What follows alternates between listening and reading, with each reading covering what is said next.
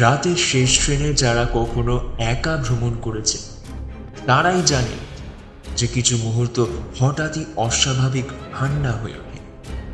একসময় মনে হয় পাশের সিটে বসা মানুষটা যেন নিঃশ্বাসও ফেলছে না, কিংবা ফেলছে অতিরিক্ত ধীরে। ঠিক তেমনই এই গল্প শুরু হয় এক নির্জন পথে, যেখানে অন্ধকারের মাঝে হঠাৎ দেখা মেলে একজোড়া পথচারীর, অস্বাভাবিক নীরব, অদ্ভুত আচরণে মোড়া। প্রথমে সবকিছু স্বাভাবিক মনে হলেও যত এগোনো যায় আগে, তত বাড়ে সেই পরিচিত শীতল অনুভূতি। ঠিক যেমন রাতের ট্রেনে হঠাৎ বুঝতে পারলেন যে আপনারই পাশে বসে আছে কেউ, কিন্তু সে আসলে কতটা মানুষ তা বলা খুব মুশকিল। শুনছেন রহস্য রোমাঞ্চ। আজকের গল্প বিভূতিভূষণ বন্দ্যোপাধ্যায় লেখা তিরলের বালা। গল্পের সূত্রধার আমি অরিন্দম। শুরু করছি তিরলের বালা। মার্টিন কোম্পানির ছোট লাইন গাড়ি ছাড়বার সময় উত্তীর্ণ হয়ে গিয়েছে। এখনো ছাড়বার ঘন্টা পড়েনি। এ নিয়ে গাড়ির লোকজনের মধ্যে নানা রকম মতামত চলেছে।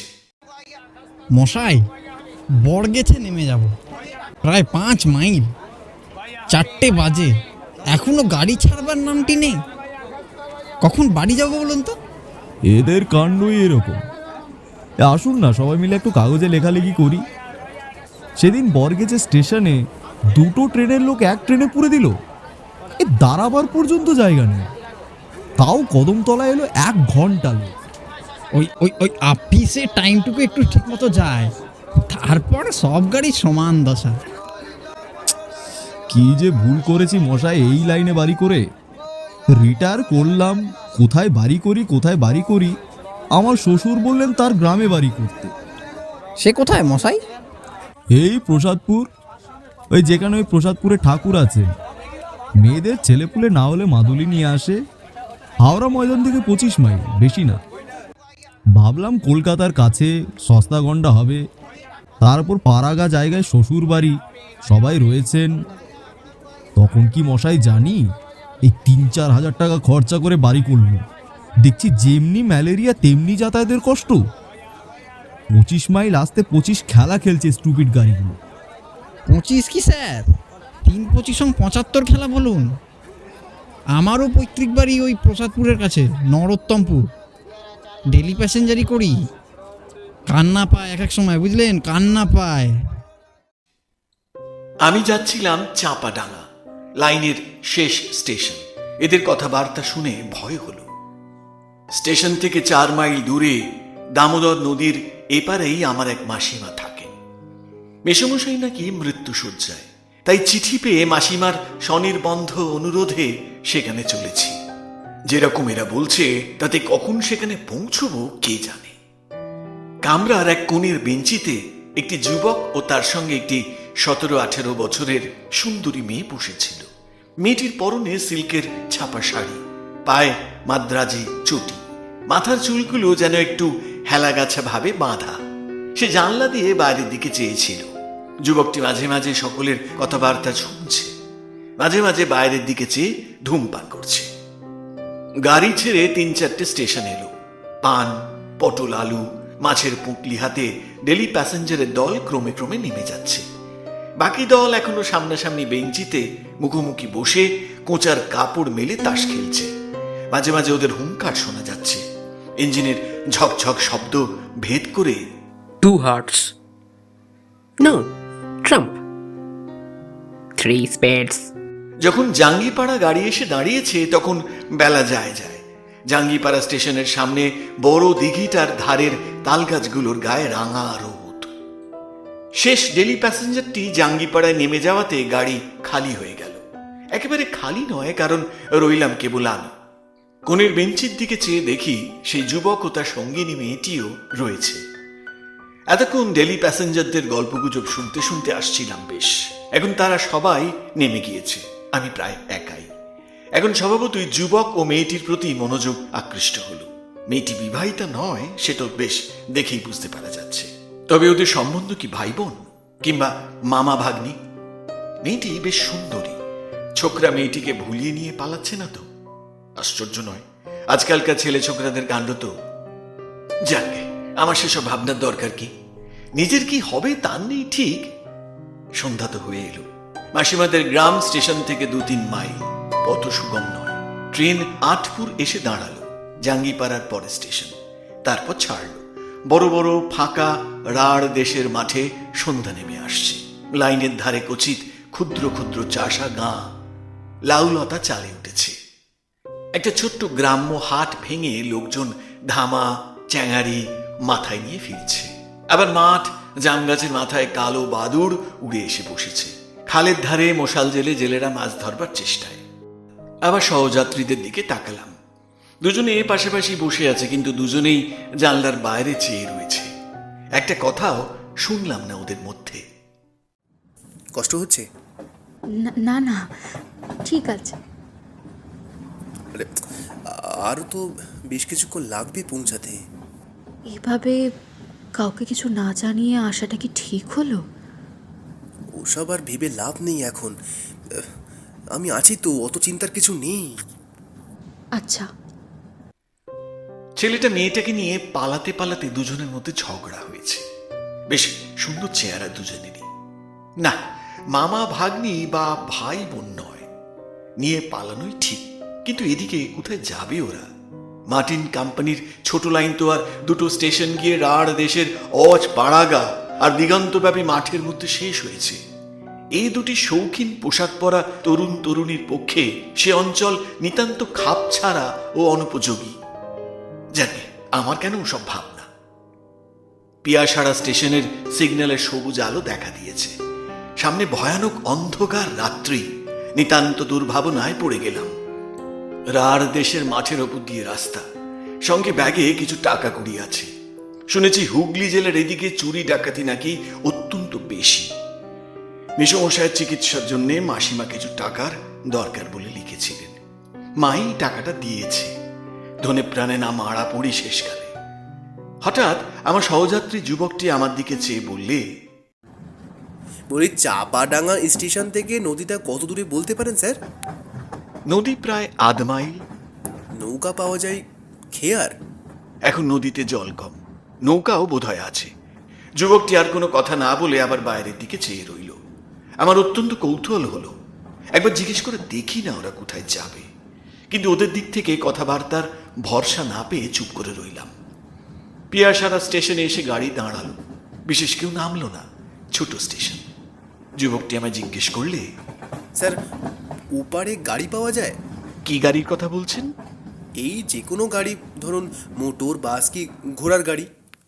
লোকটা বলে কি? এই অজ পাড়াগায় ওদের জন্য মোটরের বন্দোবস্ত করে রাখবে কি, বুঝতে পারলাম না তো। বললাম, না মশাই, যতদূর জানি ওসব পাবেন না সেখানে। পাড়াগা জায়গা, রাস্তাঘাট তো নেই। এবার ওদের গন্তব্যস্থান সম্বন্ধে আমার কৌতূহল অতি কষ্টে চেপে গেলাম। কিন্তু যুবকটি পর মুহূর্তেই আমার সে কৌতূহল মেটাবার পথ পরিষ্কার করে দিল। জিজ্ঞেস করলো, ওখান থেকে তিরোল কত দূর হবে জানেন স্যার? আমি অত্যন্ত আশ্চর্য হয়ে ওর মুখের দিকে চাইলাম।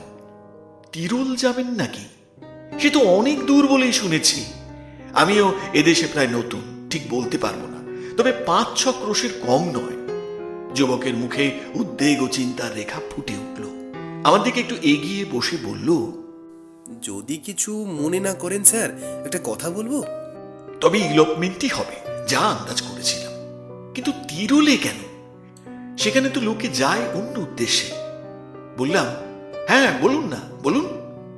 যুবকটি মেয়েটির দিকে আঙুল দিয়ে দেখিয়ে গলার সুর নামিয়ে বলল, ওকেই নিয়ে যাচ্ছে তিরোলে। পাগলা কালীর বালা আনতে ওরই জন্যে। আমার বোন, কাল অমাবস্যা আছে, কাল বালা পরার নিয়ম। মেয়েটি কি? চুপ করে বসে আছে এখন প্রায় 2 মাস। কিন্তু যখন ক্ষেপে ওঠে তখন ভীষণ হয়ে ওঠে, সামলে রাখা কঠিন। এত রাত যে হবে বুঝতে পারিনি। সবাই বলেছিল স্টেশন থেকে বেশি দূরে নয়। আপনারা আসছেন কোথা থেকে? অনেক দূর থেকে স্যার, ধানবাদের কাছে সায়ালডি কলিয়ারি। এদিকের খবর কিছুই জানি নে, লোক যেমন বলেছে তেমনি শুনেছি। কি করি এখন? ওই মেয়ে সঙ্গে বিদেশ বিমুইয়ের জায়গা বড় বিপদে পড়ে গেলাম যে। চুপ করে ব্যাপারটা বোঝবার চেষ্টা করলাম। ছোকরা বিপদে পড়ে গিয়েছে বেশ। ওর কথা শোনার পর থেকে এই মেয়েটির দিকে চেয়ে দেখছি, চমৎকার দেখতে মেয়েটি। ধবধবে ফর্সা রং, বড় বড় চোখ, ঠোঁটের দুটি প্রান্ত ওপর দিকে কেমন একটু বাঁকানো, তাতে মুখশ্রী আরো কি সুন্দর যে দেখাচ্ছে। অমন সুন্দরী মেয়ে নিয়ে এই বিদেশে রাত্রিকালে মাঠের মধ্যে দিয়ে 5-6 ক্রোশ রাস্তা গাড়ি ভাড়া করে গেলেও বিপদ কাটলো বলে মনে করবার কারণ নেই। এক চাপা ডাঙাতে কোথাও থাকা, কিন্তু পাড়া গায়ে অপরিচিত লোকেদের, বিশেষ করে যখন শুনবে যে মেয়েটি পাগল, তখন ওদের রাত্রে আশ্রয় দেওয়ার মতো উদারতা খুব কম মানুষেরই হবে। যুবকটিকে বললাম, চাপা ডাঙাতে কোনো লোকের বাড়ি আশ্রয় নেবেন রাত্রে? তার চেষ্টা দেখব। না স্যার, ওকেও অপরিচিত লোকের মধ্যে রাখতে পারবো না, তাহলেই ওর মেজাজ খারাপ হয়ে উঠবে। আমি ছাড়া আর কারো কাছে খাবে না পর্যন্ত। যে কোনো তুচ্ছ ব্যাপারেও ভীষণ খেপে উঠতে পারে। সে ভরসা করি না স্যার। ওর সে মূর্তি দেখলে আমি ওর দাদা, আমি পর্যন্ত দস্তুর মতো ভয় পাই। সে না দেখাই ভালো। ও অন্য মানুষ হয়ে যায় একেবারে। চাপাডাঙ্গা স্টেশনে গাড়ি এসে দাঁড়ালো। রাত্রির অন্ধকার এখনো ঘন হয়ে নামেনি, তবে কৃষ্ণা চতুর্দশীর রাত্রি। অনুমান করা যায় কি ধরনের হবে আর একটু পরে। চাপাডাঙ্গা স্টেশনের কাছে লোকের বাড়িঘর বেশি নেই। খানকতক বিচুলি ছাওয়া ঘর, অধিকাংশ পান বিড়ি, মুড়ি মুড়কি কিংবা মুদিখানা দোকান, একটা সাইকেল সারানোর দোকান, একটা হোমিওপ্যাথিক ডাক্তারখানা, ডাক্তারখানার একপাশে স্থানীয় ডাকঘর, একটা পুকুর, পুকুরের ওপারে 2-1খানা চাষাভুষো লোকের ঘর। আমরা টিকিট দিয়ে সবাই স্টেশনের বাইরে এলাম। সামনেই 2-3খানা ছইওয়ালা গরুর গাড়ি দেখে আমার দুর্ভাবন অনেকটা কমে গেল। কিন্তু যখন তাদের জিজ্ঞাসা করে জানলাম নদী ধার পর্যন্ত তারা যায়, নদী পার হওয়ার উপায় নেই গরুর গাড়ির, তখন আমি আমার সঙ্গীটিকে বললুম, কি করবেন, না তো স্টেশনেই থাকবেন রাতে? না স্যার, কাল অমাবস্যা, আমায় তিরোল পৌঁছতেই হবে কাল। এখানে থাকলে কাজ হবে না। আপনি আর একটু কষ্ট করুন, আমার সঙ্গে চলুন। আপনাকে যখন পেয়েছি ছাড়তে পারবো না। আপনি না দেখলে কোথায় যাই বলুন তো? আমি বড় বিপদে পড়ে গেলাম। ওদিকে মেসমশাইয়ের অসুখ, সেখানে পয়সা করে নিয়ে যত শিগগির হয় পৌঁছানো দরকার। এদিকে এই বিপন্ন যুবক ও তার বিকৃত মস্তিষ্কার তরুণী ভগিনী। ছেড়েই বাইরে দিই কি করে এই অন্ধকার রাত্রে? না, তা হয় না, সঙ্গে যেতেই হবে। মেসমশাইয়ের অদৃষ্টে যাই ঘটুক। গরুর গাড়ির গারোয়ানরা কিন্তু ভরসা দিল। তিরোলের বাঁধা রাস্তা, নদী পেরিয়ে গাড়ি পাওয়া যায়, পালকিও পাওয়া যায়, হরদম লোক যাচ্ছে সেখানে, ভয়ভীতি কিছু নেই। নদীর খেয়া থেকে বড়জোর 2 ঘন্টার রাস্তা। নদীর ধার পর্যন্ত একখানা ছইয়ালা গরুর গাড়িতে আমরা 3 জনে এলাম। সারা ট্রেনে মেয়েটি কথা বলেনি, অন্তত আমি শুনিনি। ছইয়ের মধ্যে বসে সে প্রথম কথা কইল। যুবকটির দিকে চেয়ে বলল, দাদা, আমার শীত করছে। তোমার শীত করছে না? কি সুন্দর গলার স্বর, যেন সেতারে ঝংকার দিয়ে উঠল। আমি সহানুভূতির চোখে তরুণীর দিকে চাইলাম। আহা, এমন সুন্দরী মেয়েটি কি অদৃষ্ট নিয়ে জন্মেছে। বললাম, শীত করতে পারে, নদীর হাওয়া বইছে। সঙ্গে কিছু আছে গায়ে দেওয়ার? না, গায়ে দেবার কিছু ধরনি। এই বসে মাসে তো আনিনি। বিছানায় চাদরখানা পেতে গাড়িতে বসেছিলাম, ওখানে গায়ে দে। কি নদী দাদা? বেশ স্বাভাবিক সুরে সহজ ধরনের কথাবার্তা। আমি বললাম, দামোদর।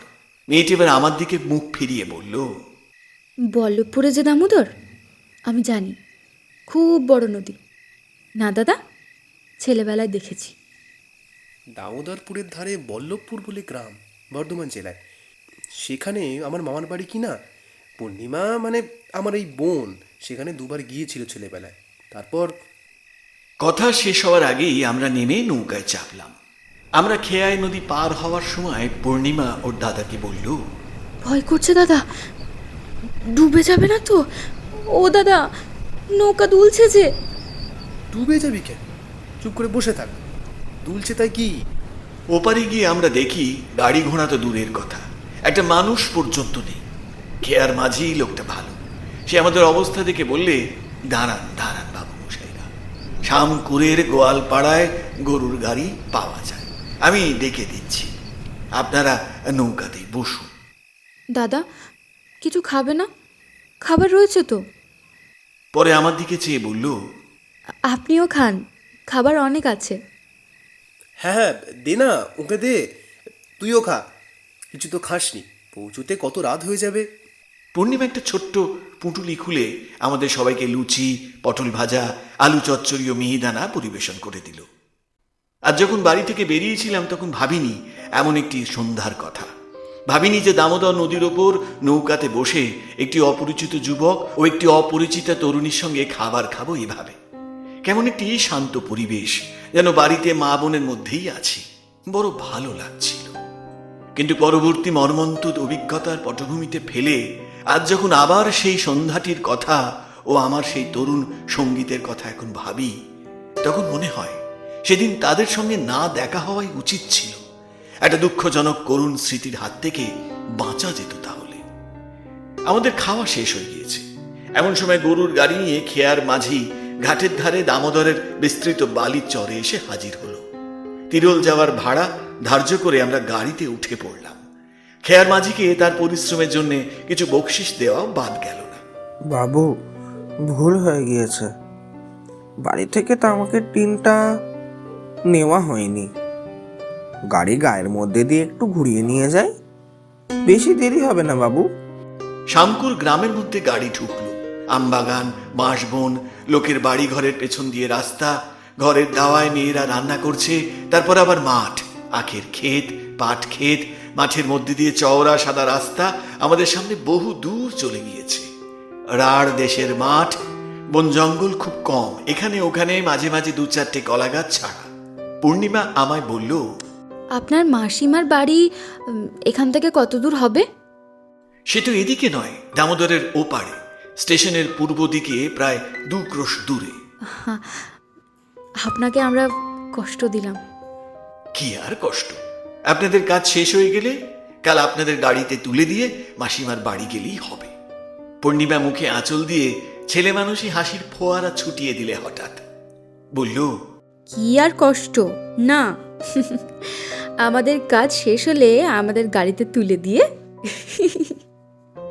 ওর হাসির অদ্ভুত ধরনের উচ্ছ্বাস ও সৌন্দর্য আমাকে বড় মুগ্ধ করল। এমন হাসি কোনোদিন আমি হাসতে দেখিনি। কিন্তু সঙ্গে সঙ্গে মনে হলো এই অপ্রকৃতিস্থের হাসি স্থির মস্তিষ্ক মেয়ে হলে এই ধরনের হাসত না, অন্তত এই জায়গায়ও এই অবস্থায়। হঠাৎ ওর দাদা অন্ধকারের মধ্যে আমার গা টিপলে। ব্যাপার কি? আমার ভয় হলো। মেয়েটি ভালো অবস্থায় আছে তো? আমি কোনো কথা না বলে চুপ করে রইলাম। কি জানি মেয়েটির কেমন মেজাজ, কোনো কথা তার মনে কিভাবে সাড়া জাগাবে যখন জানি না, তখন একদম কথা না বলাই নিরাপদ। মনে মনে ভাবলাম, এমন সুন্দর মেয়ে কি খারাপ অদৃষ্ট নিয়েই এসেছিল পৃথিবীতে, যে তার অমন সুন্দর প্রাণ ভরা হাসি তাতে মনে আনন্দ না এনে আনে ভয়। গাড়িতে কিছুক্ষণ কেউ কথা বললে না, সবাই চুপচাপ। মাঠ ভেঙে গরুর গাড়ি আপন মনে চলছে। বোধহয় আমার একটু তন্দ্রাবেশ হয়ে থাকবে। হঠাৎ কেমন যেন ঘুম ভেঙে গেল। গাড়ির ছইয়ের মধ্যে অন্ধকার। আমার মনে হলো সেই অন্ধকারের মধ্যে তরুণী এবং তার দাদার মধ্যে যেন একটা হাতাহাতি ব্যাপার চলছে। ছাড় আমাকে, ছাড়। তরুণীর মুখের কষ্টকর নিজেকে ছাড়িয়ে নেওয়ার মতো শব্দ আমার কানে যেতেই আমি পেছন ফিরে চাইলাম ওদের দিকে, কারণ আমি বসেছি ছইয়ের সামনে আর ওরা বসেছে গাড়ির পেছন দিকটায়। সেদিকে বেশি অন্ধকার, কারণ ছইয়ের ওদিকটা চাঁচের পর্দা আঁটা। আমি কোনো কথা বলবার পূর্বেই যুবকটি চাপা উদ্বেগের সুরে বলল, ধরুন ধরুন, ওকে ধরুন, ও গাড়ি থেকে নেমে পড়তে চাইছে। আমি হতভম্ব হয়ে মেয়েটির গায়ে কি করে হাত দেব ভাবছি। এমন সময় যুবকটি বেদনার্ত কণ্ঠে বলে উঠল, কামড়ে দিয়েছে, হাত ধরবেন না, ধরবেন না। ততক্ষণ গাড়োয়ান গাড়ি থামিয়ে ফেলেছে। আমাদের দিকে চেয়ে বলল, কি বাবু, কি হয়েছে? গাড়োয়ানের কথার উত্তর দেওয়ার সময় বা সুযোগ তখন আমার নেই, কারণ মেয়েটি আমায় ঠেলে বাইরের দিকে আসতে চাইছে অন্ধকারের মধ্যে। ও দাদা বলল, ওর চুল ধরুন, গায়ে হাত দেবেন না, কামড়ে দেবে। কিন্তু আমি কোনো কিছু বাধা দেওয়ার পূর্বেই মেয়েটি আমাকে ঠেলে গরুর গাড়ির সামনের দিকে গিয়ে পৌঁছলো এবং গাড়ি থেকে লাফ দিয়ে পড়ল। হতভম্ব গারোয়ান গরুর কাঁধ থেকে জোয়াল নামাবার পূর্বেই আমি ও মেয়েটির দাদা দুজনেই গাড়ি থেকে লাফিয়ে পড়লাম। মাঠের মধ্যে অন্ধকার তত নিবিড় নয়, কিন্তু মেয়েটির কোনো পাত্তা কোনো দিকে দেখা গেল না। আমার বুদ্ধিশুদ্ধি লোপ পেয়েছে এবং বোধহয় মেয়েটির দাদাও কি করবে ঠিক বুঝে উঠতে পারছে না। এই সময় কিন্তু আমাদের দারোয়ান যথেষ্ট সাহস ও উপস্থিত বুদ্ধির পরিচয় দিলেন। সে ততক্ষণে ব্যাপারটা আন্দাজ করতে পেরেছে। তিরুল যারা যায় তাদের মধ্যে কেউ না কেউ যে অপ্রকৃতিস্থ থাকবেই এ তথ্য তাদের অজানা নয়। তবে আমাদের তিনজনের মধ্যে কে সেই লোক, এটাই বোধহয় এতক্ষণে ঠাউর করতে পারেনি। গারোয়ান তাড়াতাড়ি বলল, বাবু শিগগির চলুন, কাছেই পাতিহালের খাল, সেখানে উনি না যান, টিপকলের আলোটা জ্বালুন। এমন হতভম্ব হয়ে গিয়েছি আমরা যে যুবকের পকেটে টর্চ রয়েছে সে কথা দুজনের কারুর মনে নেই। সবাই ছুটলাম গারোয়ানের পিছু পিছু। প্রায় দূরশি আন্দাজ পথ ছুটে যাওয়ার পরে একটা সরু খালের ধারে পৌঁছলাম। তার দুপাড়ে নিবিড় কষার ঝাড়। তন্ন তন্ন করে ঝোপঝাড়ের আড়ালে খুঁজে চিৎকার করে ডাকাডাকি করেও কোনো সাড়া পাওয়া গেল না। পূর্ণিমা, পূর্ণিমা, পূর্ণিমা, পূর্ণিমা! সব ব্যাপারটা এত অল্প সময়ের মধ্যে ঘটে গেল যে এতক্ষণে ভেবে দেখবারও অবকাশ পাওয়া যায়নি জিনিসটার গুরুত্ব কতটা, বা এ থেকে কত কি ঘটতে পারে। পূর্ণিমা দাদা প্রায় কাঁদো কাঁদো সুরে বলল, আর কোনো দিকে কোনো জলা আছে? হ্যাঁ গাড়োয়ান? না বাবু, কাছে পিঠে আর জলা নেই, তবে খালের ধারে আপনাদের মধ্যে একজন দাঁড়িয়ে থাকো, আমরা বাকি দুজন অন্য দিকে যাই। আমি খালের ধারে রইলাম, কারণ যুবকটি একলা অন্ধকারে যতদূর বুঝলাম দাঁড়িয়ে থাকতে রাজি নয়। ওরা তো চলে গেল অন্যদিকে। আমার মুশকিল এই যে সঙ্গে একটা দেশলাই পর্যন্ত নেই। এই কৃষ্ণা চতুর্দশীর রাত্রের অন্ধকারে একা মাঠের মধ্যে কতক্ষণ দাঁড়িয়ে থাকতে হয় কি জানি। সেখানে কতক্ষণ ছিলাম জানি না, ঘন্টাখানেক বোধহয় হবে, তবে তার বেশি হয়তো। তারপর খালের ধার ছেড়ে মাঠের দিকে এগিয়ে গেলাম। এদের ব্যাপারটা কি বুঝতে পারছি না। এমন সময় দূরে আলো দেখা গেল, গরুর গাড়ির গাড়োয়ানের গলাটাও শুনলাম, বাবু, বাবু! এই যে এখানে আমি। আমার সাড়া পেয়ে ওরা আমার কাছে এলো। গাড়োয়ানের সঙ্গে কয়েকটি গ্রাম্য লোক, ওদের হাতে একটা হারিকেন, লণ্ঠন। ব্যস্তভাবে বললাম, কি হলো, পাওয়া গিয়েছে? যার হাতে লণ্ঠন ছিল সে লোকটা বলল, চলেন বাবু, সব রয়েছে তেনারা আমার বাড়িতে বসে। আমি বাবু গোয়ালের গরুদের জাপ কেটে দিয়ে ঢুকেছি সন্ধ্যের একটু পরেই, দেখি গোয়ালের এক পাশে এক পরমা সুন্দরী স্ত্রী লোক। আমি তো তখন চমকে উঠেছি বাবু, ই কি! তারপর বাড়ির লোক এসে পড়লো, তারপর এনারা গিয়ে পড়লেন। তাদের আমরা বাড়িতে বসিয়ে আপনার খোঁজে বেরোলাম। অন্ধকারের মধ্যে ভদ্রলোকের ছেলের কি কষ্ট। চলুন গরিবের বাড়ি, দুটো ডাল ভাত রান্না করে খান। এই ঠাকুরের মাথাটা যদি হতো একটু তো দিদি ঠাকুর একেবারে লক্ষ্মীর প্রতিমা। আমাদের বাড়িতে তার পায়ের ধুলো পড়েছে, আপনার সময় ব্রাহ্মণ শুনলাম।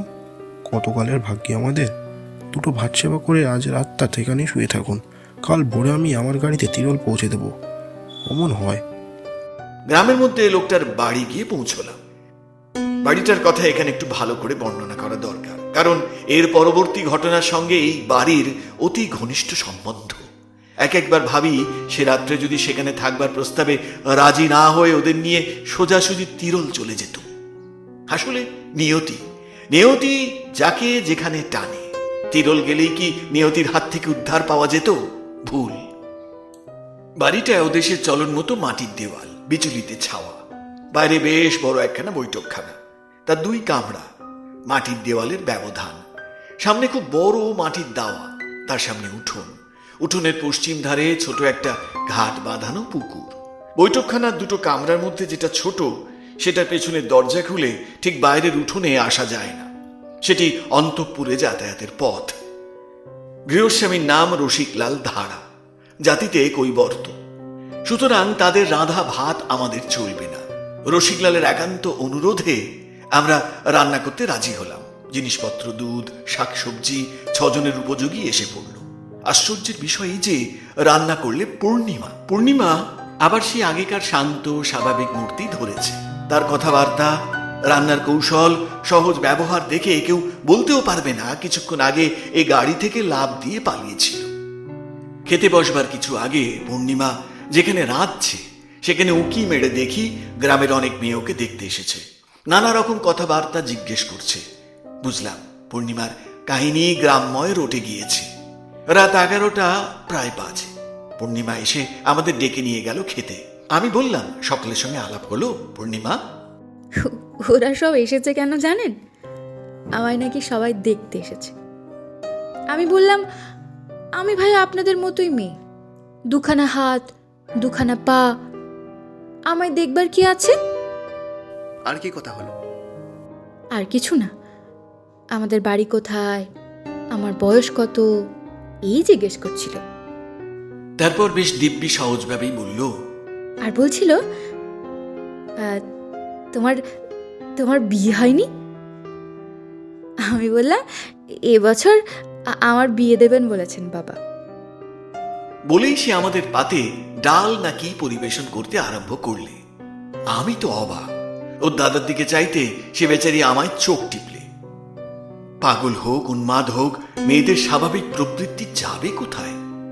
বড় কষ্ট হলো ভেবে অভাগীরও স্বাদ এ জীবনে পূর্ণ হওয়ার নয়। কিন্তু এ ধরনের দু একটা বেফাস কথা ছাড়া পূর্ণিমার অন্য সব কথাবার্তা এমন স্বাভাবিক যে কেউ তার মধ্যে এতটুকু খুঁত ধরতে পারবে না। ওর গলা সুরটা ভারী মিষ্টি, খুব কম মেয়ের গলায় এমন মিষ্টি সুর শুনেছি। এমন একটি সুন্দর চালচলন, নিজের দেহটা বহন করে নিয়ে বেড়ানোর সুশ্রী ধরন আছে যে ওকে নিতান্ত সাধারণ শ্রেণীর মেয়ে বলে কেউ ভাবতেই পারবে না। আপনাকে আমরা তো বড় কষ্ট দিলাম। আমাদের শৈলাডিতে যাবেন কিন্তু একবার দাদা। বেশ, যাবো বই কি দিদি, নিশ্চয়ই যাব। এই পূজার সময়ই যাবেন। আমাদের ওখানে দুখানা বড় পূজা হয়, একখানা কলিয়ারির বাবুরা করে আর একখানা বাজারে হয়। শখের থিয়েটার হয়। আর একটা জিনিস দেখবেন, সাঁওতালের নাচ, সে একটা দেখবার জিনিস। আসুন পূজার সময়, ভারী খুশি হব আমরা আপনি এলে। তাহলে কথা রইল কিন্তু দাদা, বোনের নেমন্তন্ন রাখতেই হবে আপনার। এই সময় গৃহস্বামীর মেয়ে দুধ নিয়ে এসে পূর্ণিমাকে বলল আমাদের সকলকে দুধ দিতে। তাহলে একখানা দুধের হাতা নিয়ে এসো খুকি, ডালের হাতায় তো দুধ দেওয়া যাবে না। পূর্ণিমার এই সমস্ত কথাবার্তার খুঁটিনাটি আমার খুব মনে আছে, কারণ পরে এই কথাগুলি মনে মনে আলোচনা করবার যথেষ্ট কারণ ঘটেছিল। আহারাদির প্রায় আধ ঘন্টা পর আমরা সবাই শুয়ে পড়লুম। পূর্ণিমা তার দাদার সঙ্গে বাইরের ঘরের ছোট কামরাটায় এবং আমি বড় কামরাটায়। এবার আমি নিজের কথা বলি। শরীর ও মন বড় ক্লান্ত ছিল, অল্পক্ষণের মধ্যে ঘুমিয়ে পড়েছিলাম। কিন্তু কতক্ষণ পরে জানি নে, এবং কেন তাও জানি নে, হঠাৎ আমার ঘুম ভেঙে গেল। আমার বুকে যেন পাথরের ভারী বোঝা চাপিয়েছে, নিঃশ্বাস প্রশ্বাস নিতে যেন কষ্ট হচ্ছে। ভাবলুম নিশ্চয়ই নদীর হাওয়ায় ঠান্ডা লেগে গিয়েছে কিংবা ওই রকম কিছু। অমন হয়। আবার ঘুমানোর চেষ্টা করি। এমন সময় আমার মনে হলো পাশের কামরায় কিরকম একটা কৌতূহলজনক শব্দ হচ্ছে।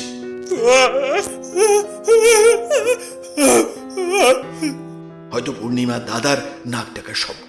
অদ্ভুত রকমের নাক ডাকা বটে, যেন গঙানি বা কাতরানি শব্দের মতো। একটু পরেই আর শব্দ শুনতে পেলাম না। আমিও পাশ ফিরে ঘুমিয়ে পড়লাম। আমার ঘুম ভাঙলো খুব ভোরে। পাশের কামরার দোর তখনও বন্ধ। আমি উঠে হাত মুখ ধুয়ে মাঠের দিকে বেড়াতে গেলাম। আধ ঘন্টা বেড়ানোর পরে ফিরে এসে দেখি তখন ওরা কেউ ওঠেনি, এমনকি বাড়ির লোকও না। আরো আধ ঘন্টা পরে গৃহস্বামী রসিক ধারা উঠে বাইরের ঘরের দাওয়া এসে বসলো। আমায় বলল, ঘুমোলেন কেমন বাবু? মশা কামড়ায়নি তো? এরা এখনো ঘুমোচ্ছেন বুঝি?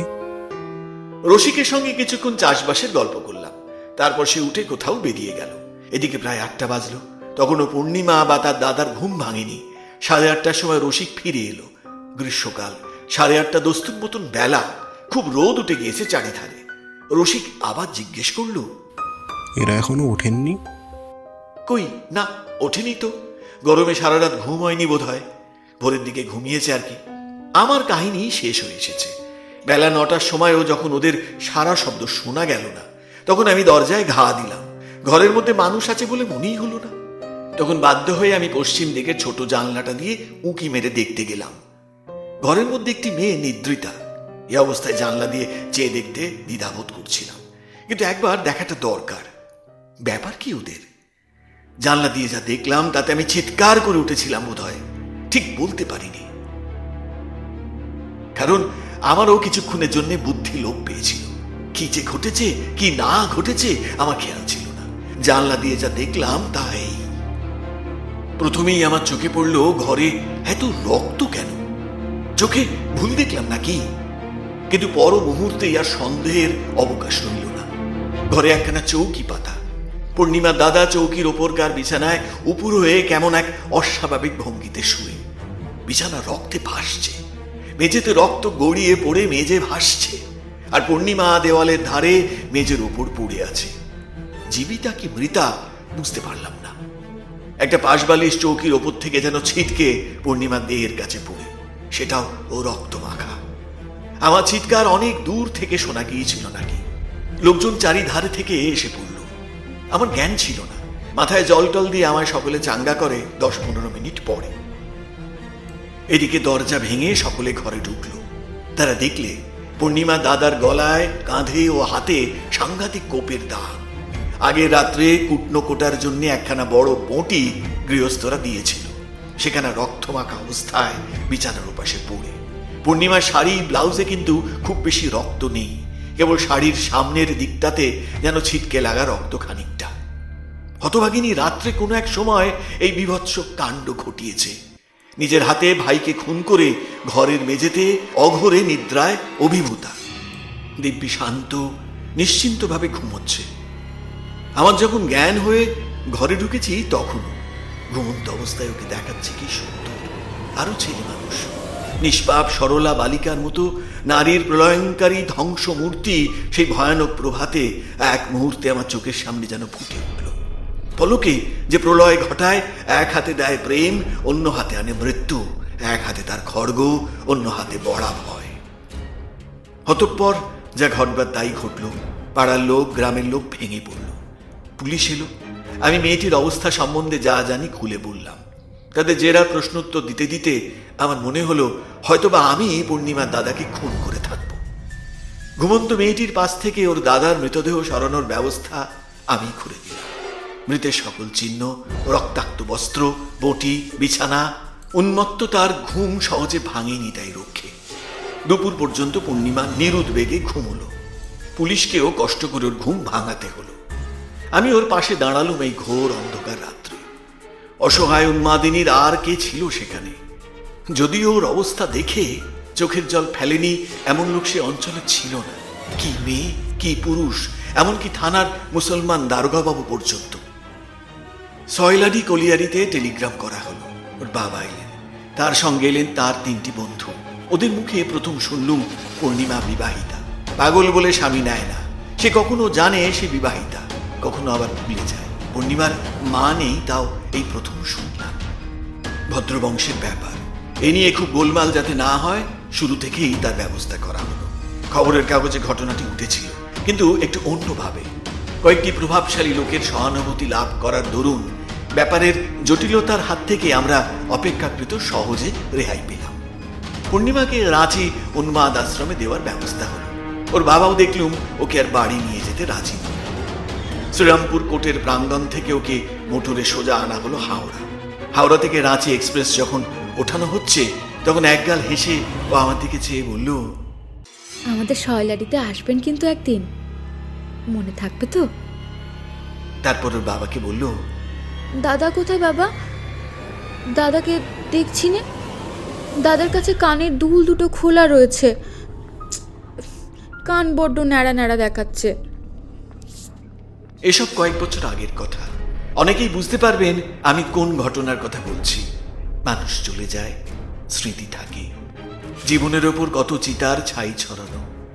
সেই ছাইয়ের সূক্ষ্ম স্তরে বহু প্রিয় পরিচিত জনের পদচিহ্ন আঁকা। এই শ্যামলা পৃথিবী, রৌদ্রালো, পরিবর্তনশীল ঋতুচক্রের আনন্দ থেকে নির্বাসিতা সে হতভাগিনীর কথা মাঝে মাঝে যখন মনে পড়ে তখন ভাবি সে নেই। এতদিনে রাঁচির উন্মাদ আশ্রমে অভিশপ্ত জীবনের অবসান হয়ে গেছে।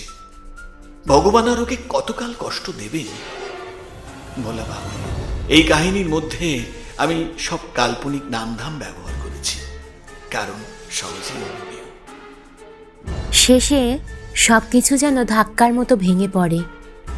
রাতের অন্ধকারে যার সঙ্গে পথ চলেছিলেন সেই দাদা আর পূর্ণিমা, তাদের সম্পর্ক, কথাবার্তা আর অদ্ভুত আচরণগুলোর সব রহস্য এক ভয়ঙ্কর ট্র্যাজেডির দিকে ইঙ্গিত করে। ভোরের আলো ফুটতেই পরিষ্কার হয় সারা রাত যে নীরব সঙ্গ, অস্বাভাবিক আতঙ্ক আর আচমকা উত্তেজনার মধ্যে দিয়ে কথক এগিয়েছেন তা ছিল জীবিত মানুষের সঙ্গে নয়, বরং এক অচেনা অন্ধকারের ছায়ার সঙ্গে যাত্রা।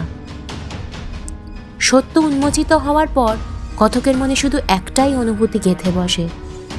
কখনো কখনো রাতের পথের সঙ্গীকে ভাবি মানুষ, কিন্তু বাস্তবে তারা হয়তো অনেক আগেই অন্য জগতে পাড়ি দিয়েছে।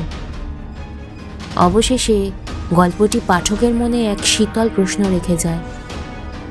সেদিন তিনি দাদাকে সত্যিই দেখতে পেয়েছিলেন, নাকি রাত নিজেই তার চোখে ভৌতিক এক বিভ্রম দেখিয়েছিল?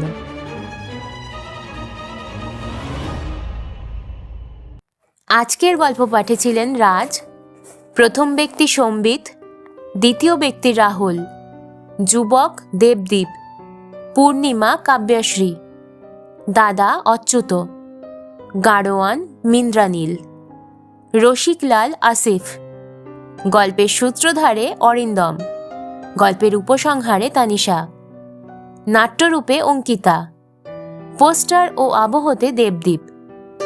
এরম আরও গল্প শুনতে হলে সাবস্ক্রাইব করতে ভুলবেন না আমাদের চ্যানেল রহস্য রোমাঞ্চকে।